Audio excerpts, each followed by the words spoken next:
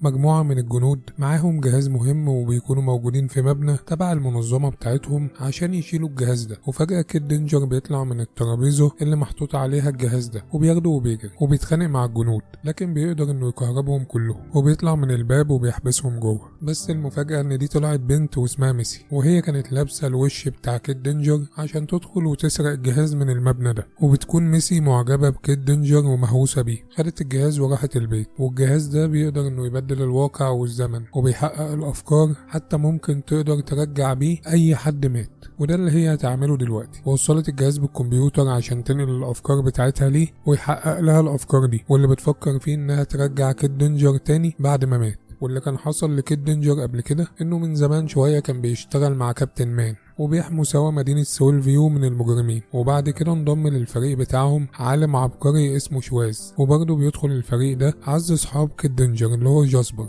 وكمان بيكون معاهم اخت كيد دينجر اللي هي بايبر. وجاسبر بينزل فيديوهات على موبايله بيتعلمه ازاي يضرب اي حد وهو نايم، وكمان قدر وهو نايم انه يتعلم اسباني. ولما كان كيد دينجر في مهمة انفجر في وشه مدفع ليزر، والمادة دي بتتنقل لجسمه وخلته يبقى عنده قوة خارقة يقدر يعمل بيها درع ويصد اي حاجة. وهو دلوقتي بيستخدم الدرع عشان ينقذ المدينة من البالون ده لانه هينفجر دلوقتي. ولما البالون فعلا بينفجر الاخبار والناس كلهم بيفتكروا انه مات في الحادثة دي، لكن هو بيكون لسه عايش، بس فاهم الناس انه مات عشان يسيب مدينة سول فيو ويمشي لبلد تانية خالص، وهيعيش في مدينة اسمها ديستوبيا. وفعلا بيتنقل لديستوبيا وبيسيب كابتن مان خالص وبيبقى عاوز يشتغل لوحده، وبيعمل هو وجاسبر فريق لوحده، وبيكونوا هما الاتنين بقوا مشهورين في مدينة ديستوبيا لان المدينة مليانة مجرمين وهما بيفضلوا يحاربوا المجرمين دول. جاسبر واقف وبيحاول انه يتكلم مع واحدة من الشرطة بيكون معجب بيها. في اللحظة دي شواذ العبقري بيجي ومعاه بايبر اخت كيد دينجر، وبيقولوا ان هما هيقضوا الليلة دي سوا وهيفضلوا سهرانين للصبح. بس جاسبر بيفهمهم ان هو وكيد دينجر عندهم مهمة، وبيكون في عربية نقل تبع الحكومة معدية والشرطة بتحميها. العربية دي بتكون شايلة أجهزة إلكترونية مهمة عشان يوصلوها للمفاعل النووي اللي بيشغل الكهرباء في المدينة كلها. وفي اللحظة دي الكهرباء بتفصل في المدينة، وبيبقى حد هو اللي عمل كده وبيكون قاصد،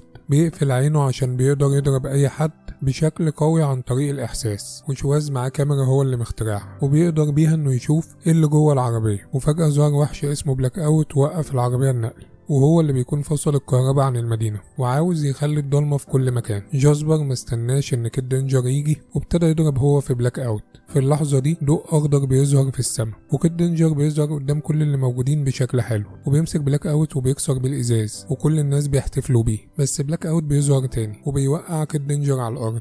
جاسبر بيقومه، وبعد كده كيد دينجر بيقدر انه يصد ضربات بلاك اوت بالدرع الاخضر بتاعه، وبيضربه ضربة واحدة بس بيخليه يختفي في السماء. الكهرباء بتيجي والناس بيسقفوا وبيحتفلوا بجاسبر وكيد دينجر، وبتيجي البنت اللي جاسبر معجب بيها وبيفكرها ان هي هتتصور معاه، بس بتديله التليفون بتاعها عشان يصورها مع كيد دينجر. وبيكون متضايق عشان حاسس ان كيد دينجر هو اللي واخد الشهرة كلها لحسابه، وجاسبر بيبقى مجرد مساعد ليه، مع انه بيتعب هو كمان وبيعمل شغل جامد زيه. وجاسبر بيقرر انه ينفصل عنه لانه مش واخد فرصته معاه، وكيد دينجر بيسيبه يمشي ومش بيبقى مهتم بيه قوي. ولما بيوصل البيت بيلاقيه متبهدل خالص والحاجة واقعة على الارض.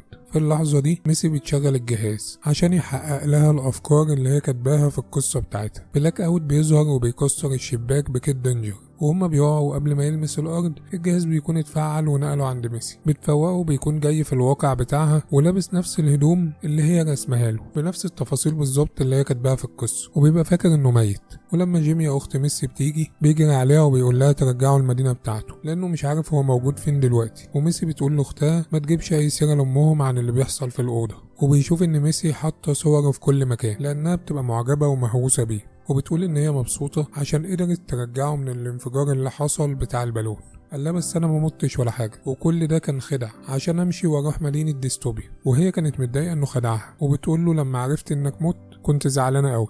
يحكي لها عن اللي كان بيعمله في الفتره اللي فاتت. قال لها انه كان بيحارب المجرمين في ديستوبيا، فقالت له ان نيو تاون المدينه اللي هي عايشه فيها دلوقتي كلها مجرمين برضه، وبتحكي له ان الحراميه سرقوها هي واختها. بس بيقول لها انه ملوش دعوه باللي بيحصل هنا، وعاوزها توديه ديستوبيا تاني دلوقتي عشان يشوف شغله هناك. خلاص كانت هتبتدي تشغل الجهاز عشان ترجعه تاني، بس بيسمعوا صوت واحده بتطلب المساعده، وبتلاحظ ان الراجل اللي بيتخانق مع الست دي بره بيكون شبه كابتن كريج، وده شخصيه شريره هي كانت كاتباها في القصه بتاعتها. وحصل لخبطه في الافكار وهي بتجيب كيد دينجر هنا، والجهاز جاب معاه شخصيات تانية من القصه بالغلط. وقالت له دلوقتي اهم حاجه انه قبل ما يمشي لازم يوقف كابتن كاريج، وبيقول لها انه هيقدر يخلصها منه بسهوله. بس في الحقيقه ان كابتن كاريج بيضربه، لان ميسي وهي بتنقله للواقع ده ما كانتش كاتبه في القصه انه عنده قوه خارقه، فهو دلوقتي مجرد شخص عادي وبيبقى ما عندوش القوه بتاعته. كاريج حط رجله عليه وبيخليه يفضل يعمل ضغط لحد بالليل، بس ميسي بكل سهوله بتقدر ان هي تضرب كاريج وبتخلص كيد دينجر منه. بتشغل الجهاز عشان تنقله للواقع بتاعه، بس بايبر اخت كيد دينجر بتيجي على شكل مصاص الدماء، لان ميسي كانت كاتباها في القصه كده ان هي مصاص الدماء شريره،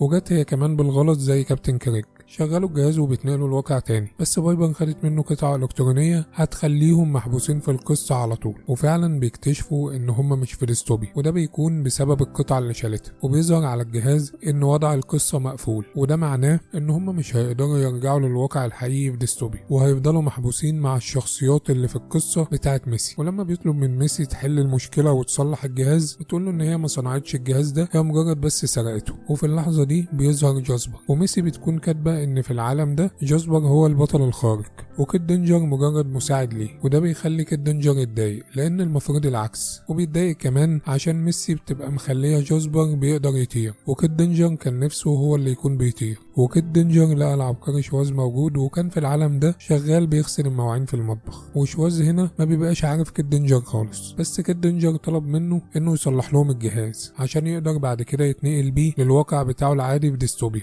وبيفهم شواز على كل حاجه. وكانوا قاعدين وهيبتدوا يصلحوا الجهاز، لكن كابتن كاريج بيصفر بصوت عالي وبيمسك كيد دينجر وبيضربه لحد ما جاسبر بيجي وبينقذ الموقف، وبيقدر انه يخلص من كاريج. وكيد دينجر زعلان عشان الناس كلها بتبقى مهتمه بجاسبر ومحدش معبره خالص، وهو بيبقى بيعيش نفس الاحساس بتاع جاسبر في العالم الواقعي بتاعه. كانت الناس بتكون مهتمة بكيد دينجر وناسين جاسبر خالص. في الوقت ده بيكون شواز فهم ايه المشكلة، وبيطلع ان في جزء ناقص في الجهاز، وده اللي خدته بايبر مصاصة الدماء. وهما بيتكلموا جه فرانك صاحب المكان وقال لهم ما ينفعش يقفوا يتكلموا في المطبخ وكده بيعطلوا له الشغل بتاعه، وخد الجهاز عشان يخليهم يمشوا، وايده بتيجي على الزرار بالغلط، وده خلى يحصل مشكلة جديدة وبيتحولوا كلهم لشخصيات كرتونية. بس ميسي بتدوس على الزرار المرة دي وبيروحوا تاني لنيو تاون المدينة بتاعت ميسي، وفرانك بيكون موجود معاهم، وبيفهموا ان الجهاز بيوديهم اماكن عشوائية ومش هيبقى عندهم اي تحكم عليه الا لو عرفوا ان هم يجيبوا القطعة اللي ناقصة. في اللحظة دي كاريج وبايبر بيجوا مع بعض،